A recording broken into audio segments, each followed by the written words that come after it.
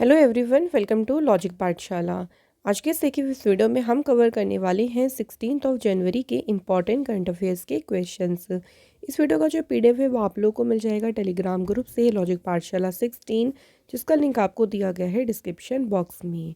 सो चलिए फ्रेंड्स, आज के इस इम्पॉर्टेंट सेशन को शुरू करते हैं एक मोटिवेशन कोट से। सो देखिए, आज का मोटिवेशन कोट क्या है। If you can dream it you can do it. अगर आपने देखिए आप किसी चीज़ का सपना देख सकते हैं तो आप उसे पूरा भी कर सकते हैं। अपने अंदर इतना कॉन्फिडेंस रखिए, आपने जो ड्रीम्स अपने लिए देखा है आप उसे पूरा कर सकते हैं और उसके लिए आप हार्ड वर्क कर सकते हैं। तो बस यही विश्वास आपको रखना है और इसी विश्वास के साथ आपको अपने काम को शुरू करना है।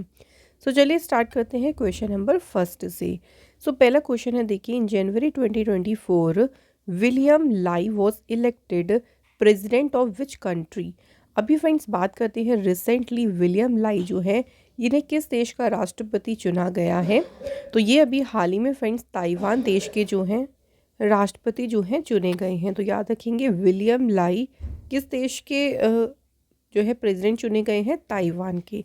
इसको आप बहुत इजीली देखो याद भी कर सकते हो, जैसे लाई हो गया ना, उसी से मिलता जुलता क्या है, ताई। तो ये थोड़े से राइम कर रहे हैं दोनों शब्द, तो इसको आप इस तरह से रिलेट भी कर सकते हो।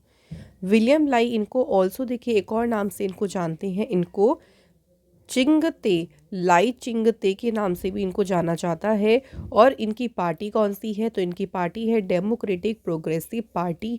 और इसी ने ही ताइवान के प्रेसिडेंट इलेक्शन का जो है जो इलेक्शन है वो इन्होंने जीता है। ताइवान की बात कर लेते हैं, तो यहाँ पे देख सकते हैं आप, लोकेटेड है ताइवान। सो ताइवान की कैपिटल है ताइपी सिटी, करेंसी है यहाँ की न्यू ताइवान डॉलर। अब बात करेंगे कुछ और न्यूली अपॉइंटेड प्राइम मिनिस्टर और प्रेसिडेंट्स की। सो देखिए, अभी भूटान के दूसरी बार प्राइम मिनिस्टर बने हैं शेरिंग तोब्गे। लग्जमबर्ग के प्राइम मिनिस्टर बने लुइस फ्राइडिन। स्पेन के प्राइम मिनिस्टर दोबारा से इलेक्ट हुए हैं पेड्रो सांचेज। पोलैंड के प्राइम मिनिस्टर कौन बने हैं, डोनाल्ड टस्क। स्लोवाकिया के प्राइम मिनिस्टर बने हैं चौथी बार रॉबर्ट फिको। और इक्वाडोर के प्रेसिडेंट कौन बने, डेनियल नोबोआ। नेक्स्ट क्वेश्चन देखिए, which country's parliament has passed a bill banning the production and sale of dog meat. कौन से देश की पार्लियामेंट है जिसने कुत्ते के मांस के उत्पादन और उसकी बिक्री पर प्रतिबंध लगाने वाला अभी एक विधेयक पारित किया है कि भाई यहाँ पे आप ना तो डॉग मीट को सील कर सकते हो, ना उसका प्रोडक्शन कर सकते हो। ये बिल यही कहता है और इस बिल को जो है अभी पास किया है साउथ कोरिया की पार्लियामेंट ने। ऑल्सो देखिए, the bill doesn't criminalize the consumption of dog meat. इसका मेन क्या है कि जो उसका सेल है, डॉग मीट को जो बिक्री है उसकी, उसका जो डिस्ट्रीब्यूशन है उसको रोकना, कि कुत्तों की बिक्री या उसका वितरण या जो कसाई हैं और जो उनका मांस होता है उस पर बैन लगाना, ये इसका मेन उद्देश्य है।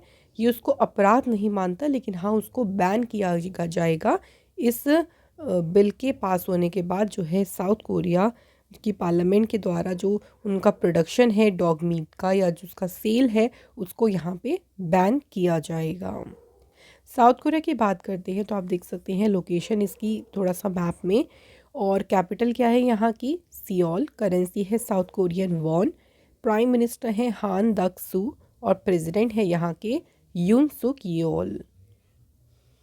नेक्स्ट क्वेश्चन देखिए, the second exhibition of international Ayush conference and exhibition has been inaugurated in which city.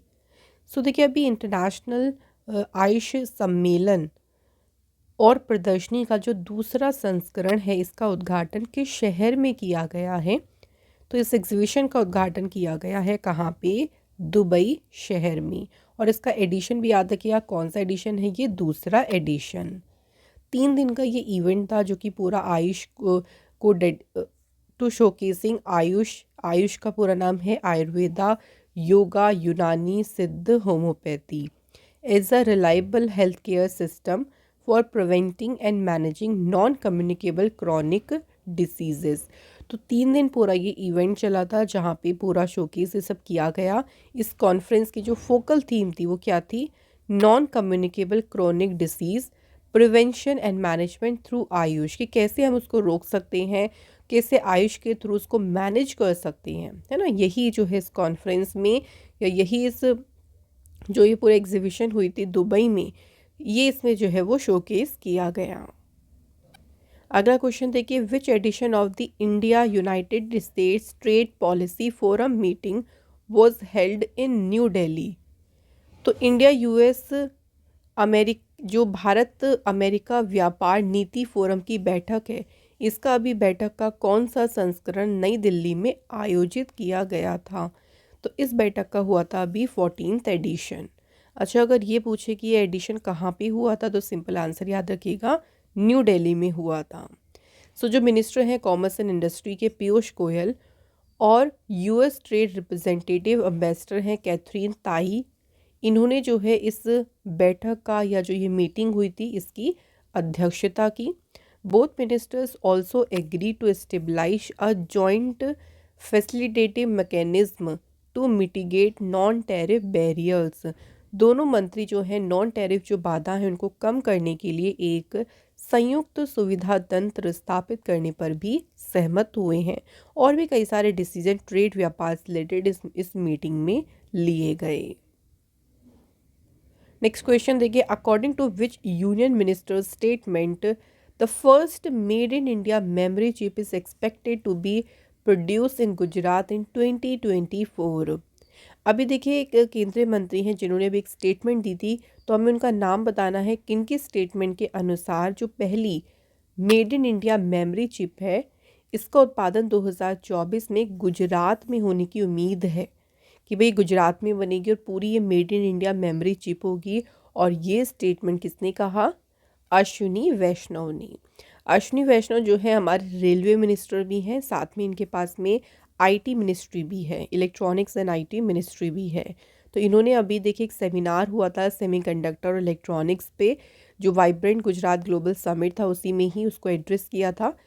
और ये सेमिनार हुआ था गांधीनगर में। और इसी सेमिनार में मिनिस्टर जो है अश्विनी वैष्णव, उन्होंने यहाँ पे इस स्टेटमेंट को कहा।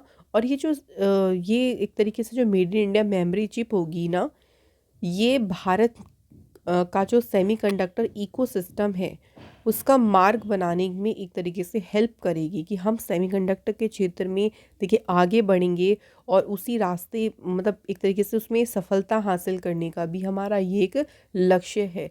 तो ये पहली चिप होगी जो कि कहाँ पे प्रोड्यूस होगी? गुजरात में इसी साल होगी। ये इसी साल होने की उम्मीद है पूरी। नेक्स्ट देखिए, Himalayan wolf has been classified as dash on the IUCN red list. So Himalayan wolf की बात करें तो अभी IUCN रेड लिस्ट में इसको किस कैटेगरी में जो है क्लासिफाई किया गया है? तो इसे रखा गया है वल्नरेबल कैटेगरी में। ठीक है, IUCN की जो रेड लिस्ट है उसमें देखिए अलग अलग कैटेगरीज है, जैसे एंडेंजर्ड है, क्रिटिकल एंडेंजर्ड, एक्सटेंड वनरेबल। तो हिमालयन वॉल्फ को किस कैटेगरी में रखा गया है? वनरेबल कैटेगरी में रखा गया। हिमालयन वॉल्फ, इसका साइंटिफिक नाम है कैनिस लुपस चांको। सो इनकी देखिए जनसंख्या आकार, जो इनकी पॉपुलेशन साइज़ है उसके हिसाब से इनको, जो हिमालयन वुल्फ है, इनको क्लासिफाई किया गया है वनरेबल, यानी अति संवेदनशील के रूप में जो है इन्हें वर्गीकृत किया गया। हिमालयन वॉल्फ की बात करें तो ये हिमालयन रेंज में पाए जाते हैं, जो नेपाल, इंडिया और तिब्बतन प्लेट्यू का हिमालयन रेंज है, वहाँ पे जो है हिमालयन वॉल्फ पाए जाती हैं। Next question, legendary classical singer and Padma Vibhushan recipient Prabha Atre passed away recently at the age of 92। Prabha Atre कौन थी? क्लासिकल सिंगर थी। ये भी याद रखेंगे कि पूछ सकते हैं इनका संबंध कौन से फील्ड से था? Classical singer. She belong to which gharana? किस घराने से संबंधित थी? तो प्रभा अत्रे संबंधित थी किराना घराना से रिलेटेड। अब देखिए इनको यहाँ पे इंपॉर्टेंट अवार्ड्स मिले हैं जिनके हमें ईयर्स जो है एज इट इज़ याद रखने हैं। जैसे इनको पद्मश्री अवार्ड कब मिला? 1990 में, ये एग्जैक्ट याद रखना है, पूछ सकते हैं। उसके बाद पद्म भूषण मिला था इन्हें 2002 में, और पद्म विभूषण से सम्मानित किया गया था इन्हें 2022 में। तो तीनों जो अवार्ड्स हैं देखिए हमें उनकी ईयर एज इट इज़ याद रखने हैं, और इनका संबंध कौन से घराने से था, ये भी याद रखिएगा, किराना घराना। नेक्स्ट देखिए, renowned poet Munawwar Rana passed away recently at the age of 71. He was the poet of which language? अगर सिंपल आप लोगों से ही पूछते कि मुनव्वर राणा किस क्षेत्र से संबंधित थे, तो ये कौन थे? तो फ्रेंड्स ये पोएट थे। अब ये कौन सी लैंग्वेज के पोएट थे? तो ये थे उर्दू भाषा के पोएट। तो क्वेश्चन तरीका होता है पूछने के, लेकिन हमें याद रखना है कि अगर हम छोटे पॉइंट्स को भी अच्छे से क्लियर कर रहे हैं तो हम किसी भी तरह से उस क्वेश्चन को हैंडल कर सकते हैं। मुनव्वर राणा का जन्म 1952 में रायबरेली में हुआ था। इन्हें ज्ञानपीठ अवार्ड कब मिला था? 2014 में। किस नोवेल के लिए? तो नोवेल का नाम क्या था? शाहदावा। तो एक और इम्पॉर्टेंट पॉइंट कि ज्ञानपीठ अवार्ड कब मिला? 2014 में। किस बुक के लिए? शाहदावा के लिए। नेक्स्ट है, which state government will launch operation Amrit to control antibiotic abuse? तो एंटीबायोटिक का देखिए जो दुरुपयोग होता है उसको नियंत्रित करने के लिए कौन सी राज्य सरकार ऑपरेशन अमृत शुरू करेगी? तो ये कौन सी गवर्नमेंट शुरू करेगी? केरल गवर्नमेंट। ऑपरेशन अमृत का पूरा नाम क्या है? Anti microbial resistance intervention for total health. इस इनिशिएटिव के तहत देखिए लोगों को इन्फॉर्मेशन दी जाएगी अबाउट फार्मेसीज़ के बारे में selling antibiotic without prescription to the drug control department. So बिना किसी प्रिस्क्रिप्शन के जो भी एंटीबायोटिक बेचने वाली फार्मेसीज़ हैं तो उनकी जानकारी दी जाएगी ड्रग्स कंट्रोल डिपार्टमेंट को, ताकि एक तरीके से वो उन सभी फार्मेसीज़ पर नज़र रखी जा सके। एंटीबायोटिक तभी दी जाए जब कोई भी प्रिस्क्रिप्शन दिया हो या किसी डॉक्टर ने सलाह दी हो। बिना किसी डॉक्टर के प्रिस्क्रिप्शन पे एंटीबायोटिक लेना भी देखिए बहुत ज़्यादा हार्मफुल हो सकता है। तो लेकिन कई सारे अब मोस्ट ऑफ फार्मेसी जो होती हैं वो उनको बिना किसी प्रिस्क्रिप्शन के बेचती हैं और लोग उसको ख़रीदते भी हैं। तो इसी को ही कंट्रोल करने के लिए केरल सरकार शुरू करेगी ऑपरेशन अमृत। केरल की बात करते हैं, फॉर्मेशन हुई 1 नवंबर 1956 को। सीएम है पिनरई विजयन, गवर्नर है आरिफ मोहम्मद खान। लोकसभा की सीटें हैं 20 और राज्यसभा की सीटें हैं 9। यहाँ के नेशनल पार्क में है Anamudi Shola, Eravikulam national park, Mathikettan, Pambadum Shola, Periyar national park and silent valley national park. अभी देखिए रिसेंट केरल जो है पहला स्टेट बना था जिसने हर एक डिस्ट्रिक्ट में हॉल मार्किंग सेंटर्स जो हैं इसको सेटअप किया था। इसके अलावा फ्रेंड्स केरल जो है पहला स्टेट बना जिसने सभी पुलिस डिस्ट्रिक्ट्स में ड्रोन सर्विलेंस को शुरू किया। नेक्स्ट याद रखेंगे, केरल ने ही खुद को इंडिया का पहला टोटल ई गवर्न्ड स्टेट जो है डिक्लेयर किया है। केरल ने अभी one panchayat one playground project जो है इसे शुरू किया। नेक्स्ट याद रखिए फ्रेंड्स, केरल से ही केरल सरकार ने वनीकरण जो प्रोजेक्ट है इसे लॉन्च किया था। इंडिया का पहला कार्बन न्यूट्रल फार्म ये कहाँ इनॉग्रेट किया गया? केरल स्टेट में। नेक्स्ट याद रखेंगे फ्रेंड्स, केरल का जो धर्मादम कॉन्स्टिट्यूएंसी है ये पहली कंप्लीट लाइब्रेरी कॉन्स्टिट्यूएंसी बनी। केरल ने वुमेन फ्रेंडली टूरिज्म प्रोजेक्ट को शुरू किया था। Next question, which bank has launched a green rupee term deposit? किस बैंक ने देखिए अभी ग्रीन रुपी टर्म डिपॉजिट को लॉन्च किया? तो अभी इसे लॉन्च किसने किया है? स्टेट बैंक ऑफ इंडिया ने इसे लॉन्च किया है, याद रखिएगा। The deposit had been introduced with the aim of mobilizing fund to support environment friendly initiative and projects. ये जो देखिए डिपॉजिट है, जमा राशि है, ये पर्यावरण अनुकूल पहल जो भी इनिशिएटिव्स हैं, जो भी देखिए प्रोजेक्ट परियोजना है उनका समर्थन करने के लिए धन जुटाने के उद्देश्य से इसे शुरू किया गया कि उसके लिए आप कितना फंड इकट्ठा कर सकते हो, उसके लिए इसको इंट्रोड्यूस किया गया। और इससे क्या होगा, इंडिया में जो ग्रीन फाइनेंस इकोसिस्टम है उसको काफ़ी ज़्यादा इससे बढ़ावा मिलेगा। शुरू किसने किया है? स्टेट बैंक ऑफ इंडिया ने। तो इसकी बात करें एसबीआई की, स्थापना कब हुई? 1 जुलाई 1955 को। हेडक्वार्टर है देखिए स्टेट बैंक ऑफ इंडिया का मुंबई में और चेयरमैन कौन है? दिनेश कुमार खारा। सो यहाँ हमारे करंट अफेयर्स के क्वेश्चंस हो गए हैं फ्रेंड्स कंप्लीट। बात करते हैं स्ट्रैटेजी के क्वेश्चंस की। तो पहला क्वेश्चन है, देखिए, which soil is known as the self ploughed soil of India. किस मिट्टी को भारत की स्वतः जोती हुई मिट्टी कहा जाता है? तो ये किसे कहा जाता है? आंसर इज ब्लैक सॉइल यानी काली मिट्टी। तो काली मिट्टी को भारत की स्वजोती हुई मिट्टी कहा जाता है। Next, lava soil is found in which region. जो लावा मिट्टी है वो किस क्षेत्र में पाई जाती है? तो ये पाई जाती है मालवा, जो प्लेट्यू रीजन है वहाँ पर ये पाई जाती है। नेक्स्ट है, which soil is said to be the most productive soil in India. Bharat में किस मिट्टी को सबसे अधिक उत्पादक मिट्टी कहा जाता है? सबसे ज़्यादा जो उत्पादक मिट्टी होती है वो होती है आपकी एल्यूवियल सॉइल, ठीक है, इसे कहा जाता है। नेक्स्ट देखिए, which one of the below is not correctly match. इनमें से देखिए 4 में से 3 तो सही मैच है लेकिन एक गलत मैच है, उसी हमें पहचानना है। तो देखिए, सरिस्का, अलवर, पेंच, गढ़वाल, वाल्मीकि हजारीबाग, नागार्जुन सागर, श्रीशैलम। तो बात करते हैं इनमें से कौन सा पेयर गलत है। तो ऑप्शन नंबर सी जो पेयर है वो गलत है। वाल्मीकि जो है फ्रेंड्स, ये आपका बिहार के वेस्ट चंपारण डिस्ट्रिक्ट में लोकेटेड है। तो ये पेयर जो था वो गलत था, इसलिए हमारा आंसर होगा ऑप्शन सी। नेक्स्ट है, the forest in Sundarbans is also called. Sundarban के जो जंगल हैं उन्हें क्या कहा जाता है? तो ऑल्सो इन्हें कहा जाता है mangrove. So the forest in Sundarbans is also called the mangrove. So friends, यहाँ हमारे क्वेश्चंस का सिलसिला तो कंप्लीट हो गया है लेकिन अभी रिवीजन बचा है, तो चलिए रिवाइज करते हैं कल के क्वेश्चंस को। Indian navy will host which edition of the multinational exercise Milan 24। Milan 24 जो है ये 19 to 27 फरवरी तक एक्सरसाइज होगी। कहाँ पे? विशाखापट्टनम में। और इस एक्सरसाइज को होस्ट करेगी इंडियन नेवी। एडिशन की बात करते हैं, कौन सा होगा?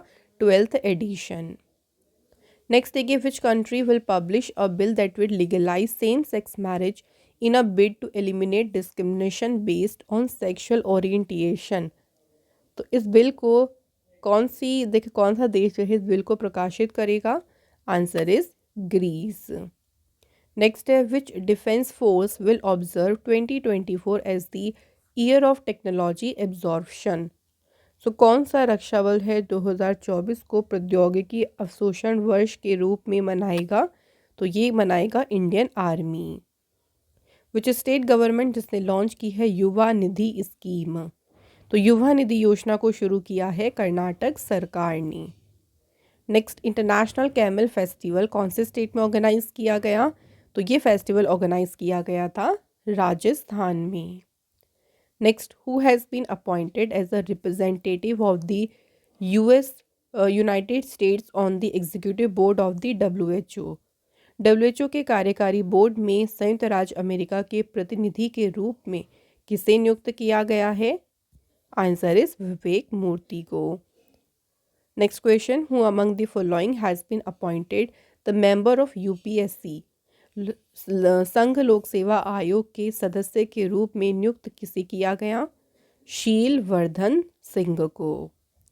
प्रेसिडेंट द्रौपदी मुर्मू जी ने Tenzing Norgay national adventure award 2022 से एक प्रदान किसे किया है? तो ये अवार्ड दिया गया है सविता कांसवाल को। इनको पॉस्ट्यूमसली देखिए ये अवार्ड मिला है, यानी मरणोपरांत। किस कैटेगरी में? तो इनको लैंड एडवेंचर कैटेगरी में जो है Tenzing Norgay national adventure award से सम्मानित किया गया। तो फ्रेंड्स, अब होता है हमारा क्वेश्चन का सिलसिला कंप्लीट। अब बात करते हैं जो कल हमने आप लोगों से टेस्ट के क्वेश्चन पूछे थे उनको डिस्कस। पहला क्वेश्चन था, योगेश्वरी योजना किसने शुरू की? वेस्ट बंगाल ने। सेकंड क्वेश्चन था, किस कंट्री ने यूनाइटेड कप टाइटल 2024 जीता? तो ये टाइटल जर्मनी की टीम ने जीता है। सो थैंक यू फ्रेंड्स, आप सभी के दोनों क्वेश्चंस के आंसर थे बिल्कुल करेक्ट। और आज के हमने कमेंट किस किस के इंक्लूड किए हैं? अमित वर्मा एंड प्रत्युषा देश। तो thank you both of you. अब इसी की तरह से देखिए आज के भी इंपॉर्टेंट क्वेश्चन जो कि हैं टेस्ट के 2 क्वेश्चन। पहला क्वेश्चन क्या है कि जो बुनालू फेस्टिवल है ये कौन से राज्य में मनाया जाता है। दूसरा क्वेश्चन देखिए, चाचिन ग्रेजिंग फेस्टिवल ये कौन से स्टेट में मनाया जाता है। दोनों ही इम्पॉर्टेंट फेस्टिवल हैं, दोनों के बताइए कि कौन कौन से स्टेट में फेस्टिवल सेलिब्रेट करते हैं। जल्दी से आंसर कर दीजिए कमेंट बॉक्स में। इसी के साथ फ्रेंड आज का हमारा करंट अफेयर्स का सेशन कंप्लीट होता है।